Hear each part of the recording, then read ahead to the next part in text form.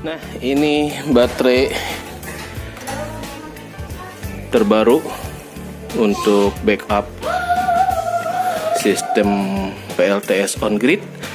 Setelah salah satu baterainya udah nggak bisa kita ajak buat eksplorasi secara ekstrim. Jadi yang satu yang sudah tinggal 20%, nanti ini khusus buat penerangan aja. Untuk beban berat berarti kita akan pakai yang kondisinya masih good. Untuk mesin cuci, kemudian rice cooker, jet pump, dan uji coba yang lain. Jadi satu baterai yang udah ngedrop, nanti kita akan pasang controller sejuta umat buat menyalakan lampu-lampu outdoor maupun lampu DC ya. Paling 20 watt lah gitu. Jadi untuk yang lain full inverter, karena saat ini penerangan outdoor ini masih nyambung ke inverter yang MPPT. Jadi nanti kita pakai dua controller yang biru. Nah, ini kita nanti split satu panel atau dua panel untuk khusus ke urusan penerangan rumah gitu ya, dengan nambah beberapa titik lampu lah biar lebih bermanfaatkan. Kenapa saya nekat beli baterai lagi? Nah, karena kalkulasinya sih sederhana ya, karena tiap bulan nih kita masih bayar tagihan ke PLN itu 200.000. Jadi saya punya interval untuk penghematan 200.000 nih jatah buat investasi ke PLTS. Jadi kalau ini misalkan 1 juta, berarti dalam 5 bulan 2.000 tagihan PLN itu harus kita bisa turunkan lagi sampai batas minimalnya seberapa lah gitu ya. Jadi kalkulasinya gitu aja sih. Selama ini kita duitnya dikasih ke PLN, sekarang kita coba duitnya buat jadi mainan di rumah. Yang keduanya adalah biaya dapur untuk beli gas LPG itu ternyata bisa 200 sampai 300. Jadi PLN 200, LPG katakanlah 300, ini 500.000 nih yang bisa kita hemat untuk jadi pendanaan di PLTS on grid kita.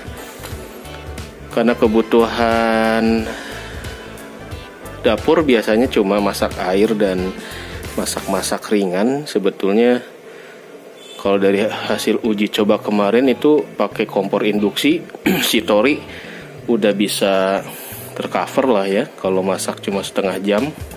Tapi kalau masaknya di atas 1 jam, baterainya nih harus ada 4 biji biar nggak ngedrop seperti kemarin. Jadi kalau cuma masak air doang, buat bikin teh, bikin kopi, ya gampang lah itu mah ya. Masih bisa di cover oleh 2 kali 120 ampere. Jadi begitu kalkulasinya. Tinggal dipetakan mungkin pengeluaran kita ke PLN berapa, beli gas buat dapur berapa. Nah, itulah sumber duit yang bisa kita jadikan pendanaan untuk mulai punya PLTS. Memang harus dimodalin di awal, nanti pengiritannya di belakang. Ini seperti PLTS saya.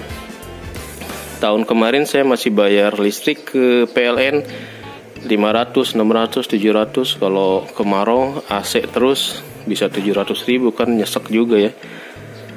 Sekarang udah mulai 200, udah mulai enak. Enaknya kenapa? Karena kita jadi tahu, oh ini nih biang kerok listrik itu naik gitu. Mana yang bisa kita kendalikan, kita alihkan dengan si PLTS. Nah, itulah yang jadi sumber pendanaan abadinya. Meskipun pasti tiap tahun akan ada ya seperti ini nih, maintenance ya, pengeluaran. Tapi ya kan bayar PLN juga tiap bulan pengeluaran juga gitu. Oke, demikian tips untuk beli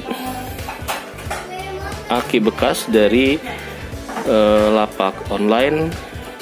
Jangan lupa pilih pelapak seller yang memang direkomendasikan oleh komunitas di grup PLTS gitu ya. Kuncinya cari penjual yang punya reputasi dan punya rekam jejak di dalam edukasi energi terbarukan ini. Oke.